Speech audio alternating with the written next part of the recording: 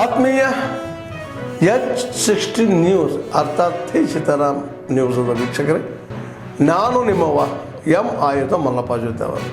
ತಾವು ಈಗ ಸುದ್ದಿಗಳ ಲೋಕಕ್ಕೆ ಎಂಟ್ರಿ ಹೊಡಿತಾ ಇದ್ದೀರಿ.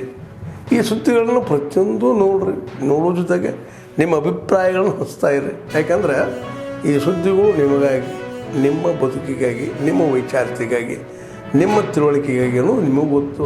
ಜೊತೆಗೆ ನಮಗೂ ನಿಮ್ಮೊಂದಿಗೆ ಇದೊಂದು ಮಾತಾಡುವಂಥ ಜೊತೆಗೆ ಸುದ್ದಿಗಳನ್ನು ಬಿಡುವಂಥ ಕೆಲಸ. ಈ ಕೆಲಸದಲ್ಲಿ ನಾವು ನಿಮ್ಮೊಂದಿಗಿದ್ದೀವಿ ಅಂತ ಹೇಳ್ತಾ ನೋಡ್ತಾ ಇರಿ ಸುದ್ದಿಗಳನ್ನು.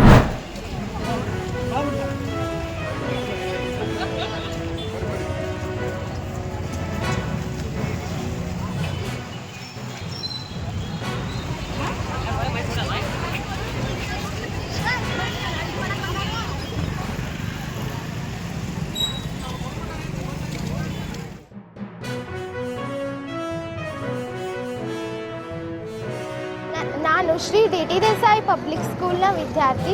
ಇಂದು ನಾವು ಇಲ್ಲಿ ಯೋಗ ದಿನಾಚರಣೆಯನ್ನು ಆಚರಿಸಲು ಎಲ್ಲರೂ ಸೇರಿದ್ದೇವೆ. ಯೋಗ ಮಾಡುವುದರಿಂದ ನಮ್ಮ ಮುಖದ ಕಾಂತಿ ಹೆಚ್ಚಾಗುತ್ತದೆ ಹಾಗೂ ನಮ್ಮ ದೇಹಕ್ಕೆ ತುಂಬ ಮುಖ್ಯ.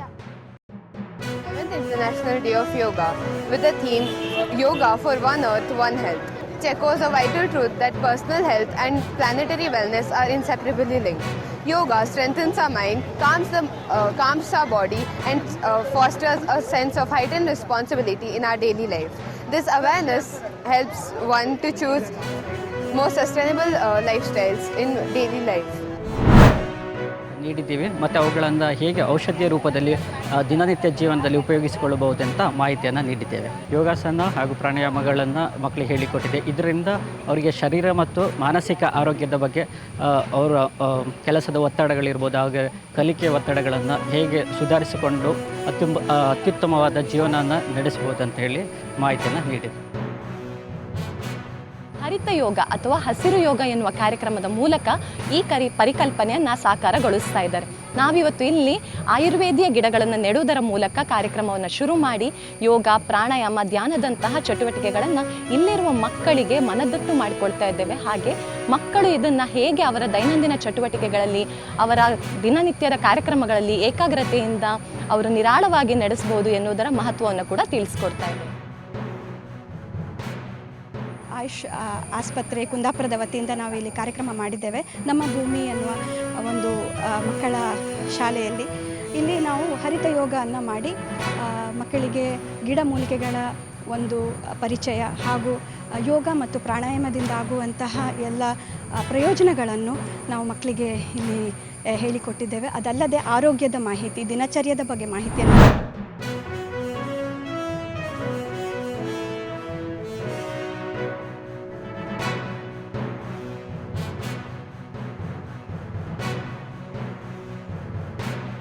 ಮಿನಿಮಮ್ ಎಕ್ಸಸೈಸ್ ರಿಕ್ವೈರ್ಮೆಂಟ್ ಇದೆ ನಮ್ಮ ಯಾವುದೇ ಒಂದು ಆ್ಯಕ್ಟಿವಿಟಿ ಮಾಡೋಕ್ಕೆ ಅಂತ ಹೇಳ್ತಾರೆ. ಆ ರೀತಿ ಇವತ್ತಿನ ದಿನ ನಾವೊಂದು ಎಕ್ಸಸೈಸ್ ಇವತ್ತು ದಿನ ಎಕ್ಸಸೈಸ್ನ ಶುರು ಮಾಡಿದ್ದೀವಿ, ಯೋಗಾಸನದ ಇದ್ರದ್ದು. ಅದರಲ್ಲಿ ಒಂದೇನಪ್ಪ ಅಂತಂದರೆ ಯೋಗಾಸನ ಬರೀ ನಮ್ಮ ಬಾಡಿಗೊಂದು ಎಕ್ಸಸೈಸ್ ಅಲ್ಲ, ಅದರಲ್ಲಿ ನಮಗೆ ಇವತ್ತು ಪ್ರಾಣಾಯಾಮದಲ್ಲೂ ಕೂಡ ಸುಮಾರು ಬ್ರೀತಿಂಗ್ ಎಕ್ಸಸೈಸ್ ಕೂಡ ಹೇಳ್ಕೊಟ್ಟಿದ್ದಾರೆ. ಅದರಲ್ಲಿ ನಮಗೆ ಸ್ಟ್ರೆಸ್ ಲೆವೆಲು ಕೂಡ ಕಮ್ಮಿ ಆಗುತ್ತೆ. ಇದ್ರ ಬಗ್ಗೆ ನಾವು ಗಮನ ಕೊಟ್ಟಿರಲ್ಲ. ನಮ್ಮ ಹೆಲ್ತ್ ಬಗ್ಗೆನೂ ನಾವು ಯಾವುದೇ ರೀತಿಯಾಗಿ ನಾವೇನು ಅದರಲ್ಲಿ ಇದನ್ನು ಯೋಗ ಮಾಡೋದಾಗಲಿ ಏನಾಗಲಿ ನಾವು ಮಾಡ್ತಾ ಇರಲ್ಲ. ಸೊ ಇವತ್ತು ಅವ್ರು ಬಂದು ನಮಗೆ ಹೆಲ್ಪ್ ಆಗೋ ಥರ, ಅಂದರೆ ನಮ್ಮ ಸ್ಟ್ರೆಸ್ ಕಡಿಮೆ ಮಾಡೋದಕ್ಕೆ ಕೆಲವು ಆಸನಗಳು ಹೇಳ್ಕೊಟ್ರು. ಮತ್ತು ನಮ್ಮ ಡ್ರೈವರ್ ಕಂಡಕ್ಟರ್ಗೆ ಮೇಯ್ನು ಬ್ಯಾಕ್ ಪೇನ್ಸ್ ಎಲ್ಲ ಜಾಸ್ತಿ ಬರ್ತಾಗುತ್ತೆ, ಮತ್ತು ನಿಂತ್ಕೊಂಡಾಗಲಿ ಡ್ಯೂಟಿ ಮಾಡೋದಕ್ಕೆಲ್ಲನೂ ಅದಕ್ಕೆ ಕೆಲವು ರೀತಿ ಆಸನಗಳು ಹೇಳ್ಕೊಟ್ರು. ಕೆಲವು ತಾಡಾಸನ ಅಥವಾ ವಜ್ರಾಸನ ಅವೆಲ್ಲ ಮಾಡೋದಕ್ಕೆ ಮಾಡಬೇಕು ಅಂತೆಲ್ಲ ಹೇಳ್ಕೊಟ್ರು. ತುಂಬಾ ಹೆಲ್ಪ್ ಆಯಿತು. ಘಟಕದಲ್ಲಿ ಈ ಥರ ಹಮ್ಮಿಕೊಳ್ಳಲಾಗಿತ್ತು. ಈ ಒಂದು ಕಾರ್ಯಕ್ರಮದಲ್ಲಿ ನಮ್ಮ ಚಾಲಕರು, ನಿರ್ವಾಹಕರು, ಆಡಳಿತ ಸಿಬ್ಬಂದಿಗಳು ಮತ್ತು ತಾಂತ್ರಿಕ ಸಿಬ್ಬಂದಿಗಳು ಎಲ್ಲರೂ ಕೂಡ ಭಾಗವಹಿಸಿದರು. ಈ ಒಂದು KSRTCನಲ್ಲಿ ನಮ್ಮ ಚಾಲನಾ ಸಿಬ್ಬಂದಿಗಳು ಈ ಒತ್ತಡದ ಒಂದು ಕಾರ್ಯದಲ್ಲಿ ಈ ಒಂದು ಯೋಗ ಇವತ್ತೇನು ಕಲಿಸ್ಕೊಟ್ಟಿದ್ದಾರೆ ಈ ಆಯುಷ್ ಇಲಾಖೆಯವರು, ಇದರ ಒಂದು ಸದುಪಯೋಗವನ್ನು ಪಡ್ಕೊಂಡ್ರು. ಈ ಒತ್ತಡದಿಂದ ಅವರ ಮನಸ್ಸನ್ನು ಭಾಳ ಹಗುರವಾಗಿ ಮಾಡ್ಕೋಬೋದು. KSRTC ಚಿಕ್ಕಬಳ್ಳಾಪುರ ಘಟಕದಲ್ಲಿ ಇವತ್ತು ಆಯುಷ್ ಇಲಾಖೆಯಿಂದ ಬಂದು ಯೋಗದ ಬಗ್ಗೆ ನಮಗೆ ಪರಿಚಯವನ್ನು ಹೇಳಿಕೊಟ್ಟಿದ್ದಾರೆ. ನಾವು ಒಂದು ತಾಂತ್ರಿಕ ಶಾಖೆಯಲ್ಲಿ ಕೆಲಸ ಮಾಡೋದ್ರಿಂದ ನಮಗೆ ಈ ಬ್ಯಾಕ್ ಪೇನು ತುಂಬ ಕಾಡುತ್ತೆ ನಮ್ಮ ಮೆಕ್ಯಾನಿಕ್ಸ್ಗೆಲ್ಲ. ಹಾಗೆ ಬ್ಯಾಕ್ ಪೇನ್ ಸಂಬಂಧಪಟ್ಟಂತೆ ಹೇಗೆ ನಾವು ಎಕ್ಸಸೈಸ್ ಮಾಡಿ ಆ ನೋವನ್ನು ಹೇಗೆ ನಿವಾರಣೆ ಮಾಡ್ಕೋಬೇಕು ಅನ್ನೋದ್ರ ಬಗ್ಗೆ ನಮ್ಮ ಆಯುಷ್ ಇಲಾಖೆ ತಂಡ ತುಂಬ ಸರಳವಾಗಿ ನಮಗೆ ಹೇಳಿಕೊಟ್ಟಿದ್ದಾರೆ. ಇವತ್ತು ಯಾವಾಗ ಯೋಗ ಶಿಬಿರ ಮಾಡಿದ ಮೇಲೆ ದೈಹಿಕ ಮತ್ತು ಮಾನಸಿಕವಾಗಿ ನಾವು ತುಂಬ ಲವಲವಿಕೆಯಿಂದ ಇವಾಗ ಇದ್ದೀವಿ.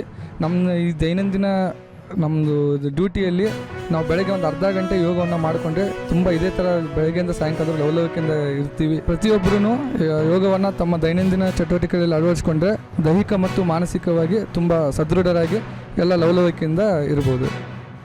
ಸ್ಟೇಡಿಯಮಲ್ಲಿ ಬೆಳಗ್ಗೆ 7 ಗಂಟೆಯಿಂದ 7:45 ಆಚರಣೆ ಮಾಡ್ತಾಯಿದ್ದೀವಿ.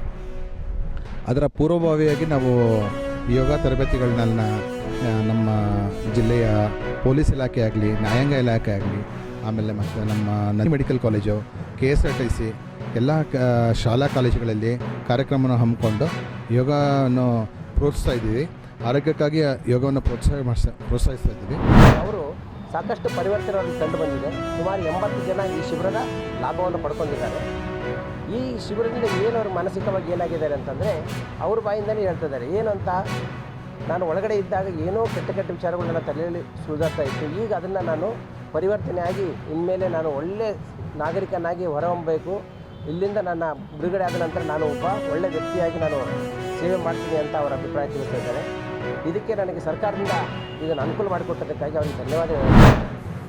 ಆದ್ಮೇಲೆ ಎಲ್ಲ ಸುದ್ದಿಗಳನ್ನು ನೋಡಿದ್ರಲ್ಲ, ಏನು ಅನಿಸ್ತು ನಿಮಗೆ? ಇದರಲ್ಲೇ ನಿಮ್ಗೆ ಲೈಕ್ ಆಗಿರ್ಬೋದು, ಡಿಸ್ಲೈಕು ಆಗಿರ್ಬೋದು, ಕಾಮೆಂಟ್ ಬೇಡಪ್ಪ ಅಂತೂ ಅನಿಸಿರ್ಬೋದು, ಕಾಮೆಂಟ್ ಮಾಡಬೇಕಪ್ಪ ಅನಿಸಿರ್ಬೋದು, ಶೇರ್ ಮಾಡಬಾರ್ದಪ್ಪ ಅನಿಸಿರ್ಬೋದು, ಮಾಡಬೇಕು ಅನಿಸಿರ್ಬೋದು. ಏನಾದರೂ ಆಗಲಿ ಶೇರ್ ಮಾಡ್ತಾಯಿರಿ, ಈ ನ್ಯೂಸ್ಗಳನ್ನ ಹಂಚ್ತಾ ಇರಿ, ಜೊತೆಗೆ ಇದಕ್ಕೆ ಸಬ್ಸ್ಕ್ರೈಬ್ ಆಗ್ತಾಯಿರಿ ಅಂತ ಹೇಳ್ತಾ H16 ನ್ಯೂಸ್ ಅರ್ಥಾತ್ ಹೇ ಸೀತಾರಾಮ್, ಇದು ಸತ್ಯದ ಕೈಗೆ ನಡಿ. ವಂದನೆಗಳು.